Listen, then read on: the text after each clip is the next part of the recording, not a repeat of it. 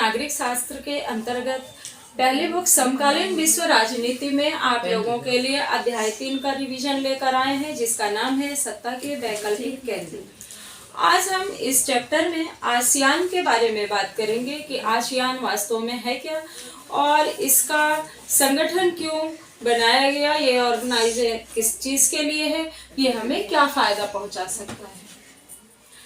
तो देखिए बच्चे, जैसा कि हम ऊपर देख रहे हैं कि दक्षिण पूर्वी एशियाई राष्ट्रों का संगठन, तो वास्तव में जो आसियान है वो दक्षिण और पूर्व दोनों तरफ के जो एशियाई राष्ट्र थे उनका आपस में एक संगठन है, एक ऑर्गेनाइजेशन है जो निश्चित उद्देश्य की पूर्ति के लिए बनाए गए थे। द्वितीय विश्व युद्ध के बाद आप सब जानते हैं कि जब सेकेंड वर्ल्ड वॉर खत्म हुआ था, उसके बाद से जो हमारी कंट्री थी वो भूखमरी, गरीबी, तमाम तरह की समस्याओं से जूझ रही थी।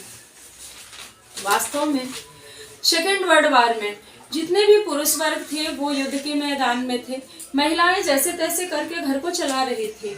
और उस स्थिति में बहुत जेन्युइन बात है कि देश को भूखमरी का सामना करना पड़ा, क्योंकि जो भी कल कारखाने थे उसमें काम न होने की वजह से वो बंद पड़ गए। और जब रोजगार बंद हो गए तो आमदनी का जरिया भी खत्म हो गया। आमदनी का जरिया खत्म होने की वजह से देश में बहुत ही आर्थिक तंगी आ गई। तो उस तंगी को देखते हुए उसके सॉल्यूशन के लिए ये दक्षिण पूर्व एशियाई जो राष्ट्र थे उन्होंने सोचा कि क्यों ना एक ऐसा ऑर्गेनाइजेशन, एक ऐसा संगठन बनाया जाए जिसके माध्यम से हम एक दूसरे की हेल्प कर सकें, जिससे कि हमें जल्दी उभरने में और अच्छी जिंदगी बिताने के लिए एक प्लेटफॉर्म मिल सके। तो इसी को आज हम देखेंगे। फर्स्ट पॉइंट में मैंने लिखा हुआ है कि सेकेंड वर्ल्ड वॉर यानी द्वितीय विश्व युद्ध के बाद दक्षिण एशिया के राष्ट्र निर्माण आर्थिक पिछड़ेपन, यानी आर्थिक रूप से जो देश पिछड़ गए थे, यहाँ तक कि उनको खाने तक के पैसे नहीं थे, अनाज नहीं थे, ऐसे देश गरीबी जैसी समस्याओं को जो सामना कर रहे थे, उन लोगों के लिए 8 अगस्त डेट आप याद रखिएगा। ये छोटे क्वेश्चन भी पूछ लेते हैं, चूंकि आसियान हर साल लघु उत्तरीय, अति लघु उत्तरीय या कहीं ना कहीं से कोटेशन बन के आता ही है बोर्ड के एग्जाम में, तो इसलिए मैंने आज इस क्वेश्चन के आंसर को आपके लिए वीडियो बना के लाई हूँ।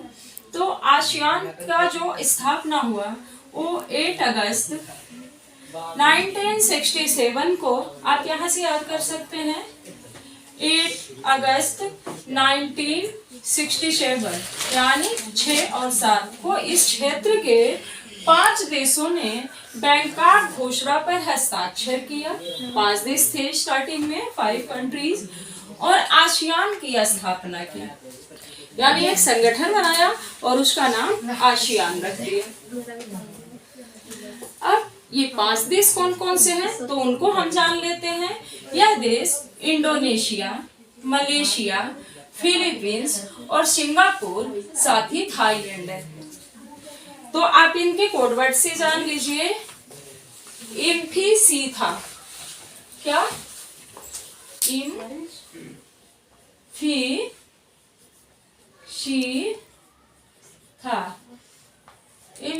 था, ठीक है। ई से इंडोनेशिया, म से मलेशिया, फी से फिलीपींस, सी से सिंगापुर और थ से थाईलैंड। तो ये कंट्रीज थे स्टार्टिंग में, 5 कंट्रीज। आगे चल के 5 देश और इसमें शामिल हो गए, उसके नाम भी मैं बताऊंगी। बाद में इसकी सदस्य संख्या बढ़कर कितनी हो गई? 10 हो गई। अब ये बाकी के जो बाद में शामिल हुए वो थे Brunei, Darussalam, Vietnam, Laos, Myanmar और कंबोडिया।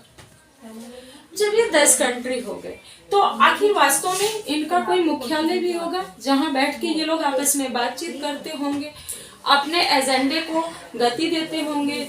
तो वो उस जगह का नाम, जो मुख्यालय था, वो कंबोडिया में था।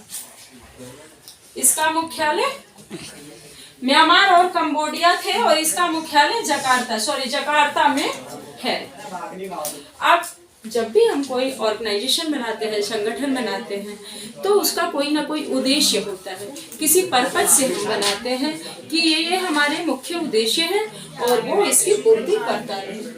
तो आसियान के भी उद्देश्य देख लेते हैं। आसियान का मुख्य उद्देश्य था दक्षिण पूर्वी एशिया में आर्थिक विकास व सहयोग को बढ़ावा देना, यानी दक्षिण के और पूर्व के जो एशियाई राष्ट्र थे उनके विकास और सहयोग को परस्पर आगे बढ़ाना और इसी क्षेत्र में सामाजिक व सांस्कृतिक विकास को आगे बढ़ाना। चूंकि हर देश का एक सामाजिक और सांस्कृतिक परंपरा होती है, उसको भी आगे बढ़ाना आसियान का मुख्य उद्देश्य था। साथ ही आसियान के कार्यशैली को आसियान शैली, एशियन वे कहते हैं और इसकी विशेषता राष्ट्रों के सार्वभौमिकता का सम्मान करना है, यानी सभी राष्ट्र की जो सार्वभौमिकता है उसका रेस्पेक्ट करना, सम्मान करना होता है। तो आज के वीडियो में आप सबने देखा आसियान के उद्देश्य, लक्ष्य। आगे का वीडियो फिर हम आपके लिए इम्पोर्टेंट क्वेश्चनों के साथ आएंगे। तब तक के लिए नमस्कार।